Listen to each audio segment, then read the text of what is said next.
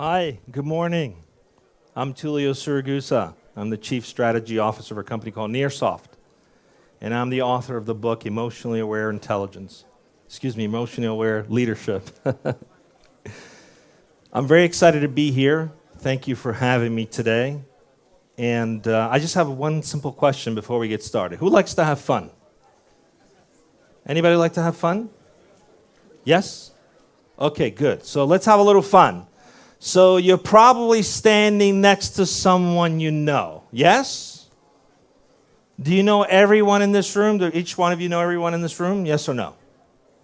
No. Okay, good, good. So I'd like you to take 10 seconds and go stand next to someone you don't know. Do it. Now, 10 seconds. Go stand next to someone you don't know. Come on, I thought you guys liked to have fun. Let's do this. Find someone you don't know and go stand next to them. Yes, I'm talking to you there in that crowd.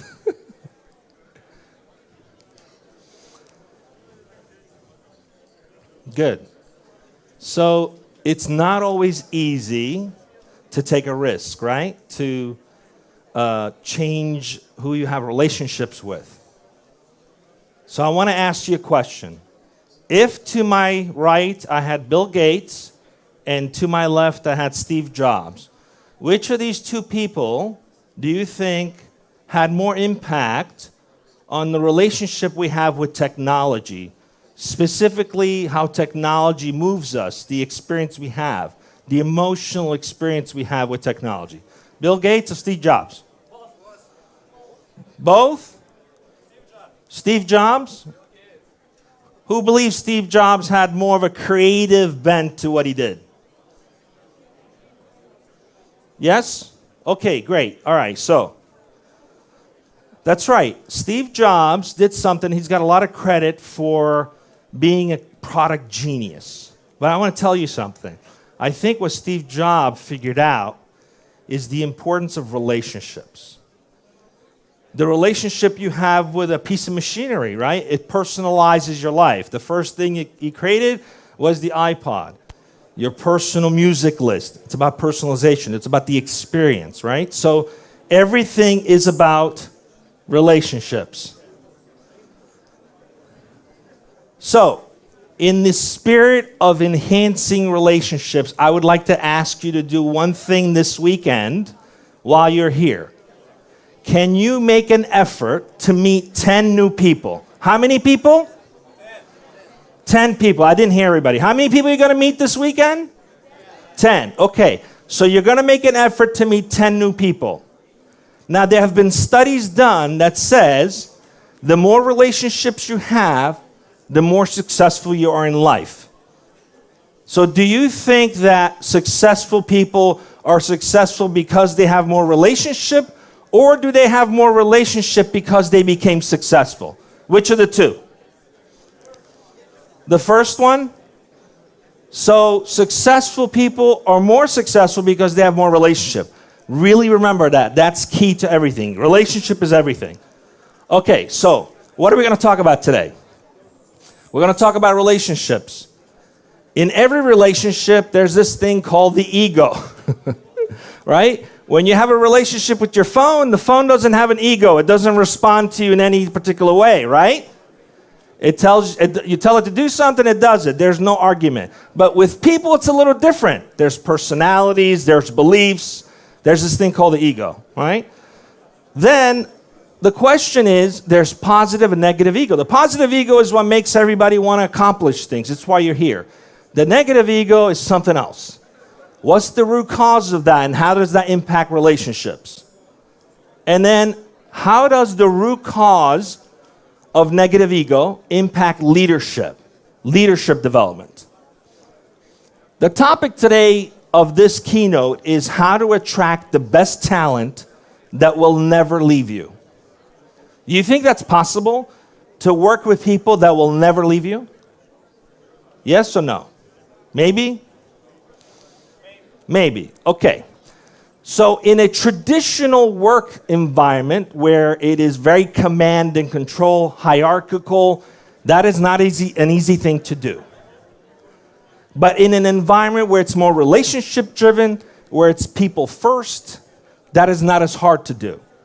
So we're going to talk about that today. The importance that self-worth and the ego plays in how you attract great talent and how they stay with you forever. And lastly, the difference between openness and structure. And at the end, I'm going to give you a gift. Anybody interested in having a gift today? Okay, good. All right, so let's get going. I keep hitting the wrong one. Okay, so the ego. Have you ever met someone that is very argumentative? Everything they argue. No, it's like this. Let me tell you why it's like this. They send you a text message, an email, a phone call to make sure that you know that they know something. Have you met that person? You ever dealt with them? Yes? Okay. Have you ever wondered what causes an individual to act that way? What's the root cause? Now, let's fast forward a little bit. Imagine you have a manager or boss that you work for. Have you ever met the individual that likes everything to go their way? Yes, you know the type. It's my way or the highway. Ever met one of those? Ever worked for one of those? Okay, there's a term for those people. They're called megalomaniacs, right? The world evolves around them. I'm going to share a little dirty secret about megalomaniacs. The dirty secret of megalomaniacs is one thing. You ready? They're incredibly insecure. Worse, they have very low self-worth. Now, you would think, how's that possible? This is a leader or manager, they're tough demeanor, let's get things done. But because they are in a position to force and to coerce and to manipulate and to get you to agree with them without voluntarily agreeing with them, it's coming from a place of, I've got to protect myself, I've got to be in charge because I don't like to be vulnerable. Vulnerable means pain. Usually they've had something dreadfully wrong happen to them when they were younger. So it's a defense mechanism. Because if you notice them at home, their behavior is different. They're kind, they're nice to their family, their kids, and at the office it's like a two-person. Why this duplicity? Because we live in a world where you have to impress the boss. You have to show up and do things amazing so that people are impressed because we live in this command and control paradigm. But what if we could just share authority? What if you worked in an environment where you could just be yourself? There was no need for duplicity. There was no need to be one way in the office and another way at home. So one of the secrets to attracting great talent is how you relate to yourself as a leader. Right? If you have a high sense of worth, you're going to treat people with similar respect. We talked about control freaks, right? That is not the kind of person you want to work with. That is not necessarily going to attract the best talent that's going to stay with you. In an environment where you believe in yourself and you appreciate yourself and you have a high sense of self-worth, you don't need to prove anything. You don't need to coerce, you don't need to manipulate, you don't need to do any of that. You don't need to impress. You're secure with who you are, right? And that creates more genuine relationship, right? Does that make sense? Like, most of your close friends are people that you know they're real, they're not like trying to make believe they're something else. Everything is about being genuine and authentic. The problem today is there's a worldwide epidemic. It's a disease, pervasive across the world. Can anybody tell me what this disease is? I'll give you a hint, it's on the screen. Huh? What is it? Instagram, okay. Possibly. It's a roller coaster ride of self-worth. Sometimes you feel great about yourself, sometimes you don't. If your career's going well, you feel great about yourself. If your relationship's not going so good, you don't feel so good about yourself. It's a roller coaster ride. It's a worldwide epidemic. And let me tell you, it affects everyone, including top-level CEOs and heads of state.